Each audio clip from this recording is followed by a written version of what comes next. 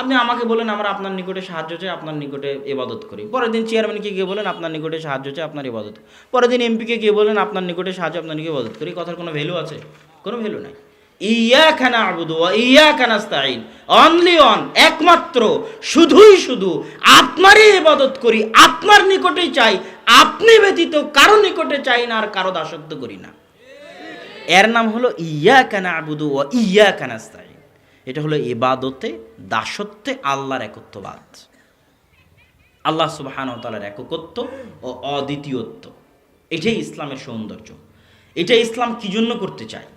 কেননা এই জায়গাতে পৃথিবীর সব বিজনেস, সব ব্যবসা, যত ধর্মীয় ব্যবসা আছে, সেটা হিন্দু ধর্মের ব্যবসা হোক, বৌদ্ধ, জৈন, ইহুদি, খ্রিস্টান, সব ধর্মের ব্যবসা চলে এই জায়গাতে। পাদ্রির ব্যবসা বন্ধ হয়ে যাবে যদি এটা আমি খ্রিস্টানদের বুঝাতে পারি এই বক্তব্য যে তাওহীদুল উলুহিয়া কি, ইবাদতে আল্লাহর একত্ববাদ কি।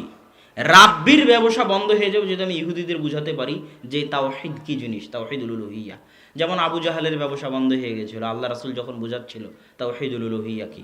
আমি যদি বাংলাদেশের মানুষকে বুঝাতে পারি তাওহীদুল উলুহিয়া কি, তো শত পীর মাজারের ব্যবসা কি হয়ে যাবে? বন্ধ হয়ে যাবে। কি জন্য বন্ধ হয়ে যাবে? এদের সবার ব্যবসা চলে, হিন্দু ধর্মের পণ্ডিত গুরু বলেন, আর ইহুদি ধর্মের রাব্বি বলেন, আর খ্রিস্টান ধর্মের পাদ্রী বলেন। বাপরে বাপ, করেছো কি? তুমি আল্লাহর কাছে সরাসরি কিছু চাইতে পারবে না, তোমাকে ঈসা আলাইহিস সালামের মাধ্যম দিয়ে চাইতে হবে, আমার মাধ্যম দিয়ে চাইতে হবে। একমাত্র আমাদের সাথে আল্লাহর সম্পর্ক। তুমি বেদে হাত দিতে পাবে না, বেদ একমাত্র ব্রাহ্মণরা পড়তে পারে, ব্রাহ্মণদের মাধ্যম দিয়ে তোমাকে আল্লাহর কাছে পৌঁছতে হবে। তুমি এত বড় গুনাহগার, তুমি কেমনে আল্লাহর সামনে কথা বলবা? তোমাকে পীর ধরতে হবে।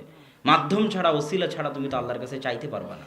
এই জায়গাতে কি হয়? ব্যবসা। এই জায়গাতে কি তৈরি হয়? ব্যবসা তৈরি হয়। তো তাওহীদুল উলুহিয়ার মূল জিনিস হচ্ছে বান্দা এবং আল্লাহ, বান্দা এবং আল্লাহর কানেকশন ডাইরেক্ট। কানেকশন কি? ডাইরেক্ট।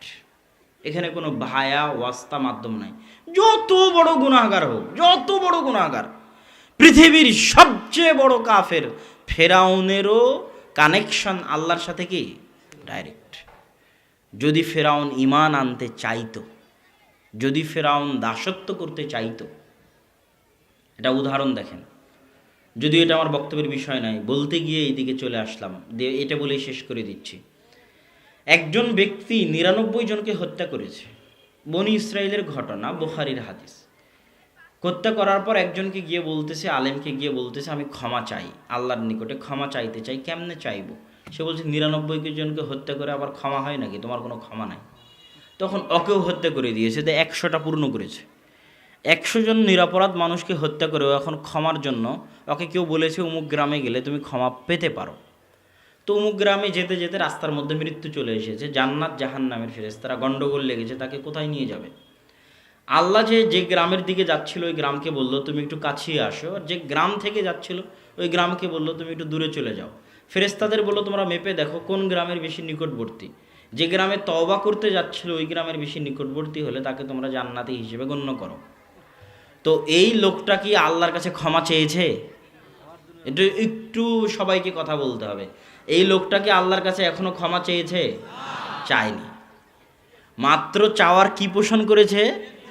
ইচ্ছা পোষণ করেছে, চাইবে ক্ষমা, এখনো চায়নি।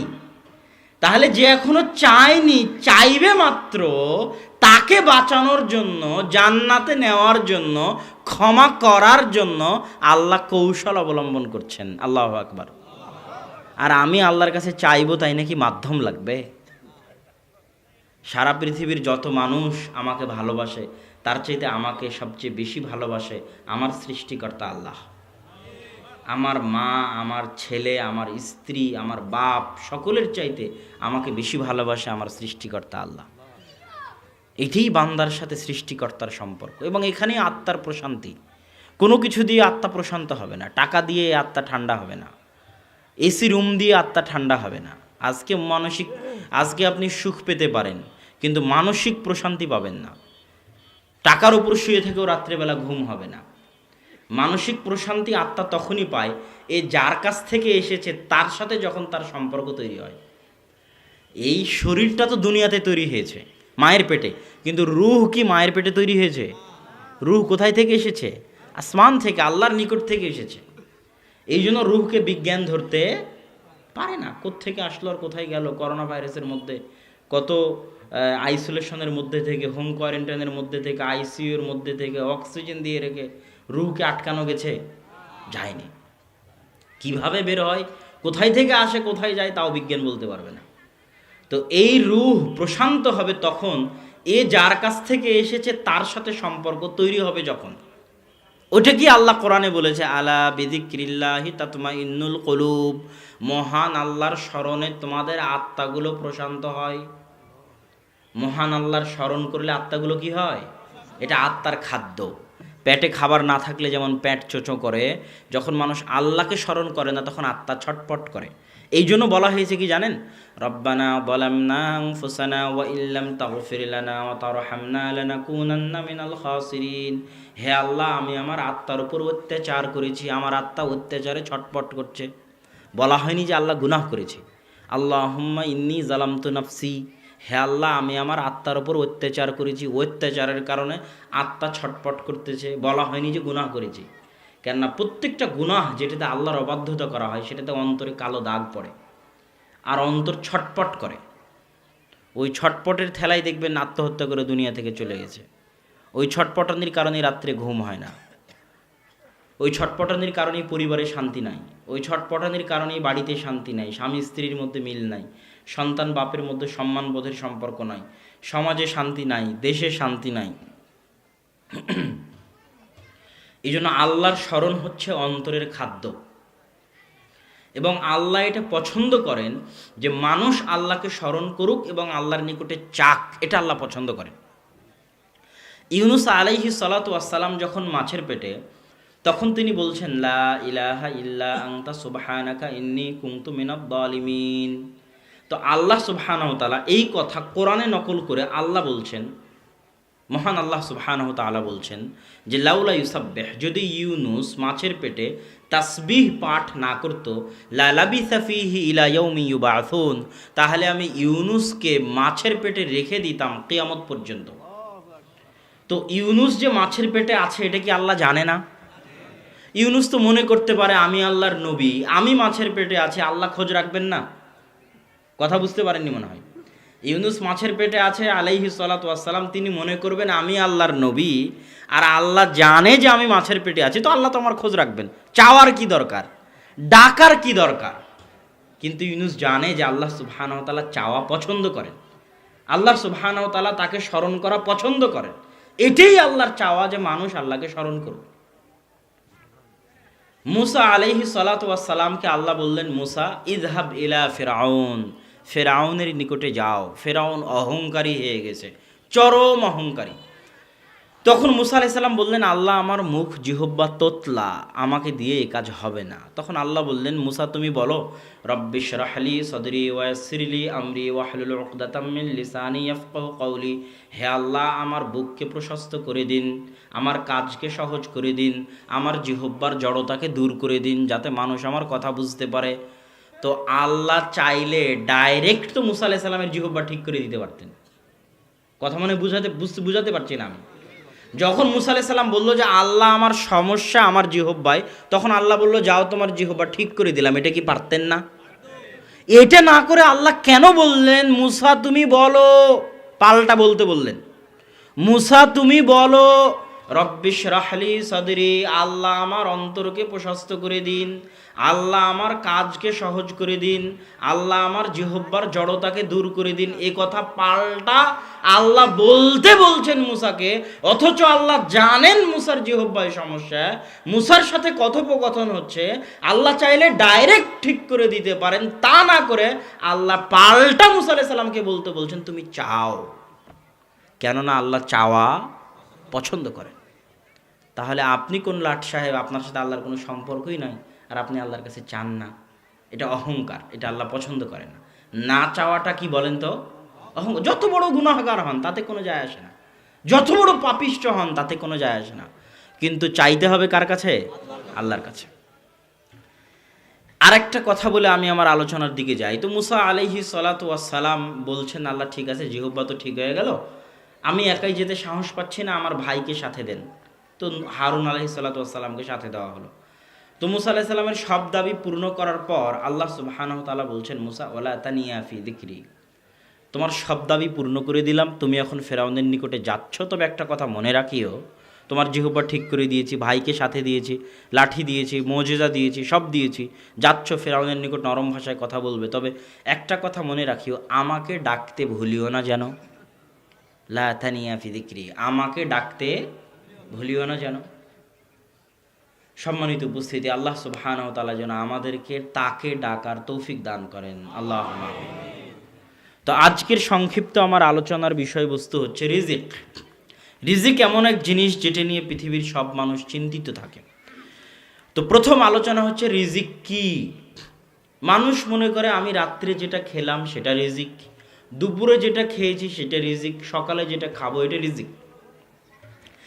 কিন্তু আপনাকে আজকে জানতে হবে, শুধু খাওয়া রিজিক নয়। শুধু খাওয়া কি নয়? রিজিক নয়। আপনি যে মেয়েকে বিবাহ করেছেন সে আপনার রিজিকের অন্তর্ভুক্ত।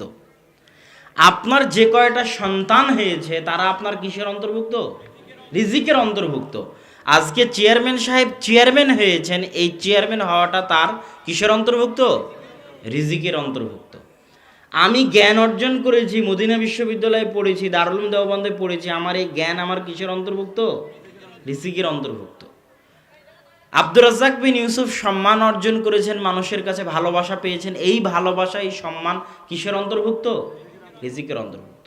মানুষ জন্মের পর থেকে মৃত্যু পর্যন্ত সারা জীবনে যা কিছু অর্জন করে সব কিছু, শুধু খাদ্য নয়, শুধু খাদ্য রিজিক নয়, যা কিছু অর্জন করে, জ্ঞান গরিমা পদমর্যাদা সম্মান ভালোবাসা সন্তান সন্ততি স্ত্রী পুত্র জমি জায়গা বাড়ি গাড়ি সব কিছু কিসের অন্তর্ভুক্ত? রিজিকের অন্তর্ভুক্ত। তো এইটা গেল প্রথম কথা যে রিজিক কাকে বলে। রিজিক সব কিছু।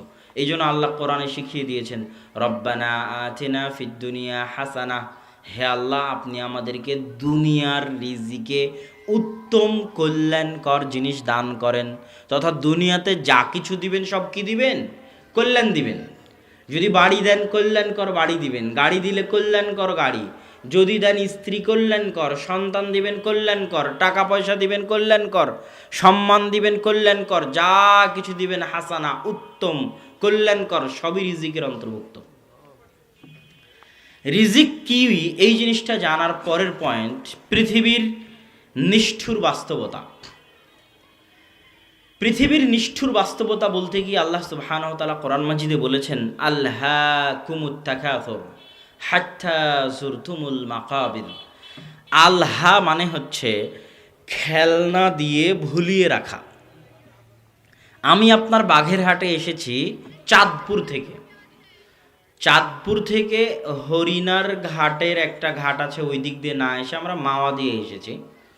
তো আমার টার্গেট চাঁদপুর থেকে বাঘেরহাট আসা। রাস্তার পথে কোনো এক জায়গায় একজন সাপ খেলা দেখাচ্ছে, বা কোনো এক জায়গায় হয়তো মাওয়া ঘাটে ইলিশ ভাজি পাওয়া যাচ্ছে, আমি ওখানে ব্যস্ত হয়ে গেলাম সাপ বানরের খেলা দেখার জন্য অথবা ইলিশ ভাজি খাওয়ার জন্য। আপনার প্রোগ্রামের কথা ভুলে গেলাম, বাঘেরহাট আসার কথা ভুলে গেলাম। এর মানে হচ্ছে আল্লাহ ওই খেলাটা আমাকে ভুলিয়ে দিল যে আমাকে বাঘেরহাট যেতে হবে। কথা কি বুঝতে পারছেন? তো মানুষের জীবনের সফর শুরু হয়েছে রুহের জগৎ থেকে, শেষ হবে জান্নাত জাহান্নামে গিয়ে। কোথায় শেষ হবে? হয় জান্নাত না হয় জাহান্নাম। তো এই দীর্ঘ সফরে দুনিয়ার চাকচিক্য, দুনিয়ার ঐশ্বর্য, দুনিয়ার ধন দৌলত, দুনিয়ার মোহ মানুষকে ভুলিয়ে রেখেছে যে তার সফর এখনো বাকি আছে, সেইখানে স্থায়ী থাকার নয়। আমি গোপালগঞ্জে কিছুক্ষণ থেমেছি, ওটা কি আমার স্থায়ী থাকা? এখন বাঘেরহাটে কিছুক্ষণ আছে, এটা কি আমার স্থায়ী থাকা? আমাকে আবার রাজশাহী ফিরে যেতে হবে, বুঝতে পারেননি? তা আমি যদি কোনো কিছু দেখে মনে করে নিই যে এটা আমার স্থায়ী থাকা, তাহলে এটা কি হবে? ভুল হবে। তো রুহের জগৎ থেকে আমার সফর শুরু হয়েছে, শেষ হবে জান্নাত জাহান্নামে গিয়ে। দুনিয়ার মোহে পড়ে আমি ভুলে গেছি জান্নাত জাহান্নামের কথা, মনে করেছি এটাই মনে হয় আমার আসল বাস্তবতা, এটাই মনে হয় শেষ, এটাই মনে হয় প্রকৃত, এটাই মনে হয় রিয়াল। এটার কথা আল্লাহ বলেছেন, আলহাকুমুত তাকাসুর, ধন দৌলতের প্রতিযোগিতা তোমাদেরকে ভুলিয়ে রেখেছে তোমাদের আসল নিষ্ঠুর বাস্তবতা থেকে। আর এই নিষ্ঠুর বাস্তবতা তোমরা তখন দেখতে পাবে, অবশ্যই দেখতে পাবে, কাল্লা সাউফা তা'লামুন, নিশ্চিতভাবে তোমরা জানতে পারবে, চাক্ষুষভাবে তোমরা জানতে পারবে সেটা কখন? হাত্তা জুরতুমুল মাকাবির, যখন কবরের মাটি তোমাদের মুখে পেটে চাপা পড়বে, তখন তোমরা দুনিয়ার এই নিষ্ঠুর বাস্তবতা নিশ্চিতভাবে, অবধারিতভাবে, অবশ্যই চাক্ষুষভাবে জানতে পারবে। লাতুস আলুন্না ইয়াউমা ইদিন আনিন নাঈম, আর যেই দিন জানতে পারবে সেই দিন তোমাদেরকে জিজ্ঞাসা করা হবে দুনিয়াতে তোমাদেরকে যে যে নিয়ামত দেওয়া হয়েছিল এই প্রত্যেকটা নিয়ামত বিষয়ে কিয়ামতের মাঠে জিজ্ঞাসা করা হবে। নিয়ামত অনেক ভয়ঙ্কর জিনিস। নিয়ামত পেয়ে যদি আপনি তার শুকরিয়া আদায় না করেন তো এগুলোর বিষয়ে আল্লাহ কিয়ামতের মাঠে জিজ্ঞাসা করবেন।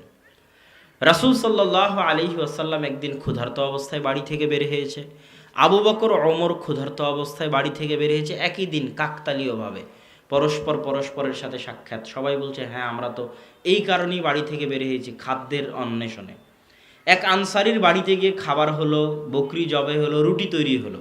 রুটি বকরি জবে খাবার পর আল্লাহ রাসূল বলছেন সুম্মা লাতুসআলুন্না ইয়াউমা ইদিন আনিন নাঈম, অবশ্যই কিয়ামতের মাঠে আজকে ক্ষুধার্ত অবস্থায় আল্লাহ যে তোমাদেরকে খাওয়ালেন এই খাওয়ার নিয়ামত সম্পর্কে কিয়ামতের মাঠে জিজ্ঞাসা করা হবে।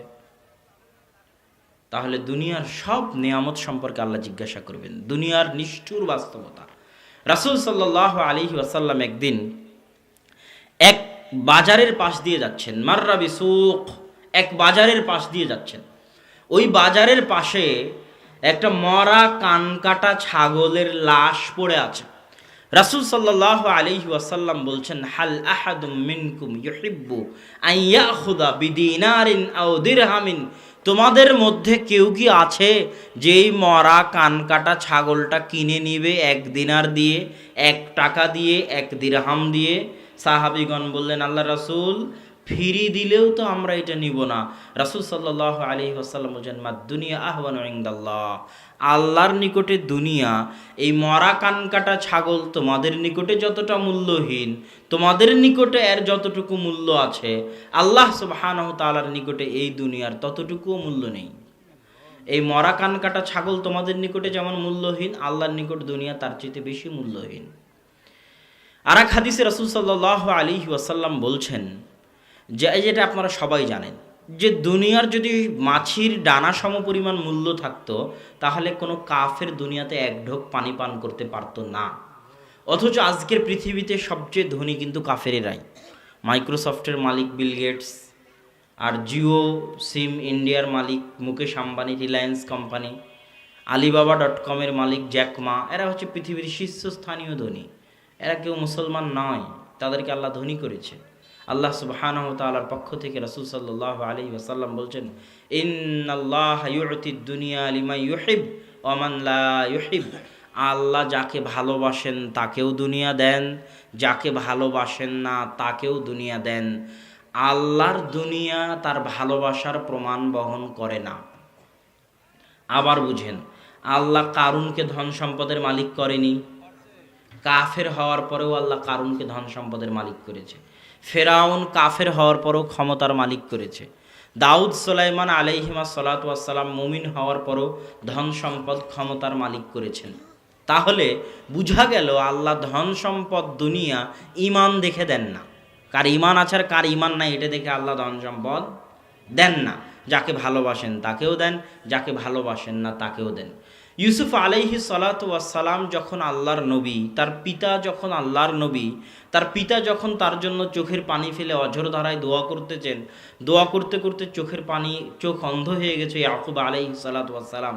তার দাদা ইসহাক যখন নবী, তার পরদাদা ইব্রাহিম যখন নবী, ইব্রাহিমের দোয়া তার জন্য, ইসহাকের দোয়া তার জন্য, ইয়াকুবের দোয়া তার জন্য, তিনি নিজে নবী, তারপরেও তিনি কুয়াতে নিক্ষিপ্ত হলেন ভাইদের দ্বারা।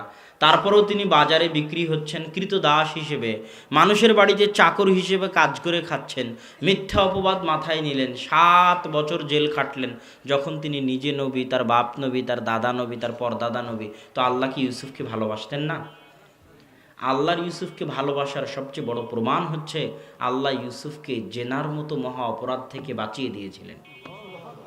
এইটা হচ্ছে প্রমাণ যে আল্লাহ ইউসুফকে ভালোবাসেন। কিন্তু তাকে জেলে রাখলেন, তাকে ক্রীতদাস হিসেবে বাজারে বিক্রি করালেন, মানুষের বাড়িতে চাকর হিসেবে খাটিয়ে নিলেন, এইটা কোনো ভ্যালু রাখে না যে আল্লাহ তাকে ভালোবাসেন না ভালোবাসেন না। আল্লাহ সুবহানাহু তাআলা আপনাকে ভালোবাসেন কি বাসেন না তার সবচেয়ে বড় প্রমাণ আল্লাহ কি আপনাকে তার আনুগত্য করতে দেন। আর আল্লাহ আপনার উপর আল্লাহর অভিশাপ আছে, আল্লাহর দয়া থেকে আপনি বঞ্চিত, আল্লাহর করুণা থেকে আপনি বঞ্চিত, আল্লাহর রহমত থেকে আপনি বিতাড়িত, আল্লাহর দরবার থেকে বিতাড়িত।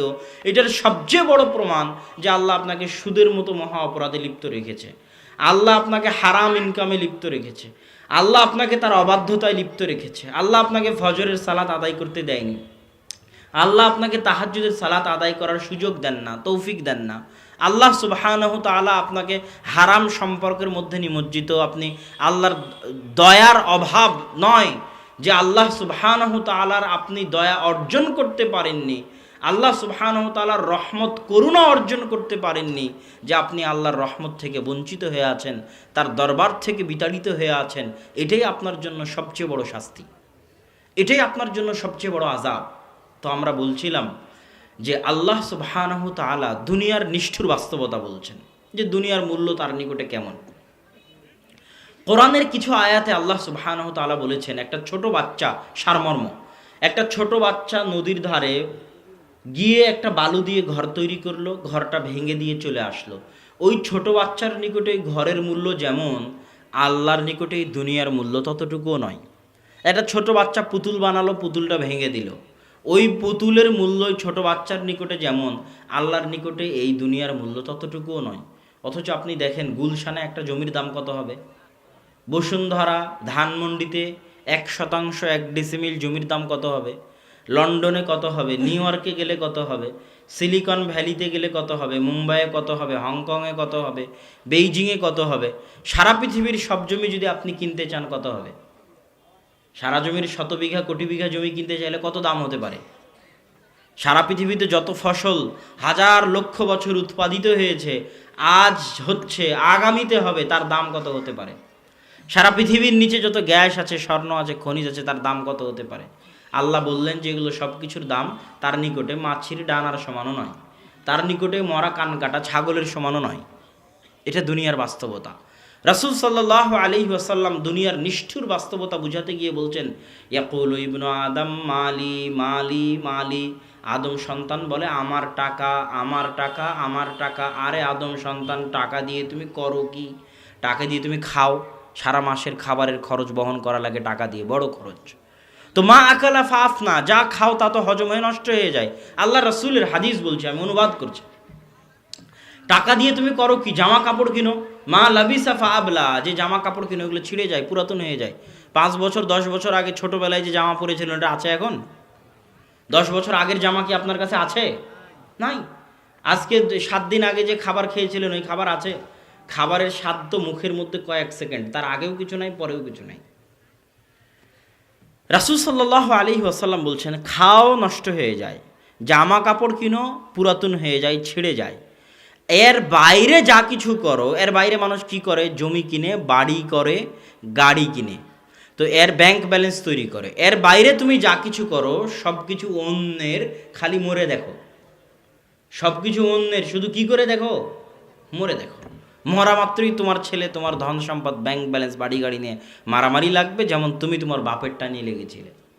এই পৃথিবীতে আজ থেকে 500 বছর আগে মানুষ ছিল না? যে জমিতে আজ বসে আছেন, এই জমি আজ 100-200 বছর আগে মানুষ আবাদ করেনি? হ্যাঁ, কথা বলেন না যে করেছে। তাহলে মানুষ পৃথিবীতে বাস করে না, মানুষ বাস করে সময়ে। আপনি বাঘেরহাট, রাজপাট, মল্লের হাটে বাস করেন না, আপনি বাস করেন টাইম, সময়ের মধ্যে। সূর্য উঠছে ডুবছে, টাইম চলে যাচ্ছে, সময়টা জীবন। এখানে বাস করলে তো আপনি এখানেই থেকে যেতেন। এখানে তো 100 বছর আগেও মানুষ ছিল, ওরা কই? নাই তো। 1400 বছর আগে আল্লাহ রাসূল ছিল, ওই মক্কা তো এখনও আছে, কাবাঘর এখনও আছে, মদিনা এখনও আছে, আল্লাহ রাসূল নাই যে। তো রাসূল সাল্লাল্লাহু আলাইহি ওয়াসাল্লাম মক্কা মদিনায় ছিলেন? রাসূল সাল্লাল্লাহু আলাইহি ওয়াসাল্লাম একটা সময়ের মধ্যে ছিলেন, ওই সময়ের মধ্যে আল্লাহ তাকে প্রেরিত করেছিল। ওই সময় শেষ হয়ে গেছে, উনি চলে গেছেন। আমিও আপনিও একটা সময়ের মধ্যে আছি, সময় শেষ হয়ে যাবে, চলে যাব। এটাই দুনিয়ার নিষ্ঠুর বাস্তবতা। ইবনুল কাইয়িম রাহিমাহুল্লাহ লিখছেন, মানুষ দুনিয়াতে 100 বছর বাঁচে, কিন্তু পরকালে দেখে মাত্র 1 বছর বেঁচেছিল। মানুষ দুনিয়াতে কোটি টাকার মালিক হয়, কিন্তু পরকালে দেখে মাত্র 1000 টাকার মালিক ছিল। কিভাবে? দুনিয়াতে যতটুকু সময় সে আল্লাহর রাস্তায় ব্যয় করেছিল সেটা এক জায়গায় একত্রিত করলে 1 মাসের সমানও হয় না। তাহলে 100 বছর বাঁচাটা ফাও। মাত্র 1 মাস বেঁচেছে, যে 1 মাস আল্লাহর রাস্তায় কাজে লাগিয়েছে, সালাত সিয়াম হজ জাকাতের মধ্যে কাজে লাগিয়েছে। কোটি টাকার মালিক হয়েছে, কি আমাদের মাঠে দেখছে 1 টাকারও মালিক নাই। যে 100 টাকা খালেজভাবে, লোক দেখানোর জন্য নয়, খালেজভাবে আল্লাহর জন্য দান করেছিল, ওইটা দেখে আছে, তা বাদে কিছু নাই। তাহলে ওই টাকার আসল মালিক, বাকি টাকার আসল মালিক নয়। কথা কি আমার বুঝতে পারছেন? দুনিয়ার কোটি টাকার সে আসল মালিক নয়। যমুনা ফিউচার পার্কের মালিক মারা গেলেন না?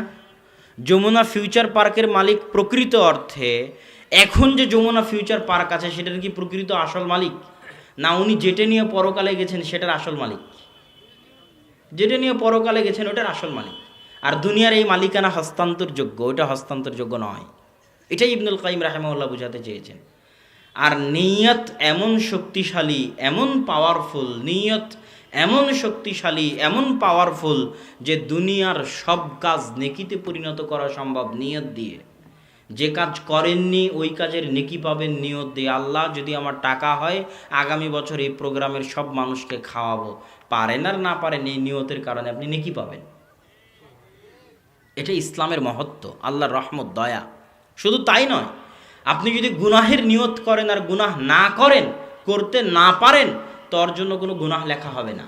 কিন্তু ভালো কাজের যদি নিয়ত করেন যে কাল সকালে ফজরের সালাত আদায় করব, পারেন বা না পারেন, নিয়ত করা মাত্রই এর জন্য নেকি লেখা হয়ে গেছে। শুধু তাই নয়, নিয়ত এত শক্তিশালী, রাসূল সাল্লাল্লাহু আলাইহি ওয়াসাল্লামের ভাষা অনুযায়ী আপনি যখন আপনার স্ত্রীর কাছে যান সহবাসে, ওটের বিনিময়েও আপনি আল্লাহ সুবহানাহু ওয়া তাআলার দরবারে নেকি পান। তখন সাহাবীরা আশ্চর্য হয়ে জিজ্ঞেস করেন, আল্লাহ রাসূল বলেন কি, এটা কেমনে সম্ভব?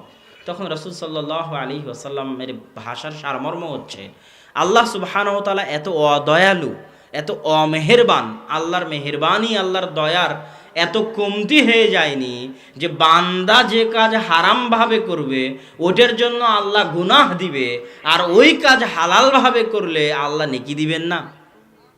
আল্লাহর দয়ার রহমতের এত কমতি, এত অভাব হয়নি। যে কাজ হারাম পন্থায় করলে গুনাহ হতো, ওই কাজ হালালভাবে করলে আল্লাহ কি দিবেন? নেকি দিবেন। স্ত্রীর মুখে লোকমা তুলে দেওয়ার পিছনেও নেকি আছে। নিয়ত লাগবে। আজকে ব্যবসা করছেন দুনিয়ার স্বার্থে, আজকে থেকে নিয়ত করে ওঠেন ব্যবসা করব এই জন্য যাতে বেশি টাকা ইনকাম করে বেশি আল্লাহর রাস্তায় ব্যয় করতে পারি। তাহলে সকাল থেকে সন্ধ্যা পর্যন্ত দোকানে যা ডিউটি দিবেন সব কিসে পরিণত হবে? নেকিতে পরিণত হবে। নিয়ত পরিবর্তন, সারা দুনিয়ার সব কাজ নেকিতে পরিবর্তন। সব কাজ 24 ঘন্টা নিয়ত পরিবর্তন, নেকিতে পরিবর্তন। আমি আজকে বক্তব্য দিতে আসছি, আমার নিয়ত যদি থাকে আল্লাহর দ্বীনের প্রচার, তাহলে আমার পুরো আশাটাই কি? নেকি। আর যদি আমার দুনিয়াবি কোনো স্বার্থ থাকে তাহলে আমার আশাটা কি? বৃথা। সম্মানিত উপস্থিতি, আমরা রিজিকের আলোচনা করতে গিয়ে বলছিলাম দুনিয়ার নিষ্ঠুর বাস্তবতা। এবার আসেন,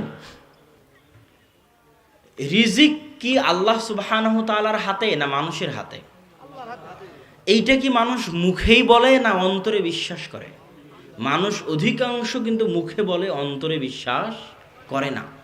আল্লাহ সুবহানাহু ওয়া তাআলা পবিত্র কোরআন মাজিদে বলছেন যে ওয়ামা মিন দাব্বাতিন ফিল আরদি ইল্লা আলাল্লাহি রিজকুহা, এমন কোনো পশু প্রাণী, জীবজন্তু, জানোয়ার দুনিয়াতে বিচরণ করে না যাদের রিজিকের দায়িত্ব আল্লাহ সুবহানাহু ওয়া তাআলা বহন করেন না। প্রত্যেক জীবজন্তু, পশু পাখি, জানোয়ার যারা পৃথিবীতে বিচরণ করে তাদের সকলের রিজিকের দায়িত্ব কে বহন করেন? আল্লাহ সুবহানাহু ওয়া তাআলা বহন করেন। আল্লাহ সুবহানাহু ওয়া তাআলা অন্য আয়াতে বলছেন, আল্লাহু ইয়াবসুতুর রিজকা লিমান ইয়াশা, আল্লাহ যাকে চান তার রিজিক প্রশস্ত করে দেন, যাকে চান তার রিজিক সংকীর্ণ করে দেন। মারিয়াম আলাইহা সালাতু ওয়াস সালামের নিকটে কুল্লামা দাখালা আলাইহা জাকারিয়াল মিহরাব, যখনই জাকারিয়া মারিয়ামের নিকটে প্রবেশ করে, ওয়াজাদা ইনদাহা রিজকা, দেখে অসময়ের ফলমূল, অসময়ের আম, জাম, কাঁঠাল, লিচু, তখন জাকারিয়া আলাইহি সালাতু ওয়াস সালাম জিজ্ঞেস করলেন, ইয়া মারিয়ামু আন্না লাকি হাদা, মারিয়াম এই অসময়ের ফল কোথায় থেকে? মারিয়াম বললেন, ইন্নাল্লাহা ইয়ারযুকু মান ইয়াশা বিগাইরি হিসাব, আল্লাহ যাকে চান তাকে বেহিসাব রিজিক দান করেন। আল্লাহু আকবার।